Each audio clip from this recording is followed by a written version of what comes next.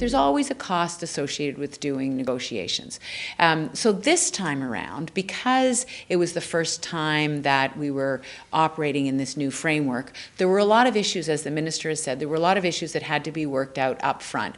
What are the provincial issues? What are the local issues? And how are we going to determine those? So there was a time constraint, or that there was a time frame that was longer than it would have to be in the future. I hope we won't have to go that long in the future. Certainly we won't have all those issues to sort out. So those were one-time costs. You know, I think someone said I was tone deaf this morning. I'm not tone deaf to the realities of the expenses of these processes. They are very expensive. They're very time consuming, but they are also incredibly important. And when you realize that formerly there were 72 school boards doing negotiations, there were 72 negotiation processes in hotels, in rooms across the province, boards and employee groups spending hundreds of hours coming to agreements, and now we've got a central process that is taking hours. You know,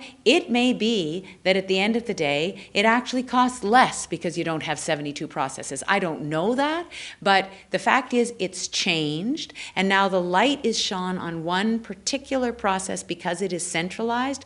But we have to remember that for years and years, there were 72 school boards making these decisions and putting these processes in place with their employees. So that's the context that we have to think about.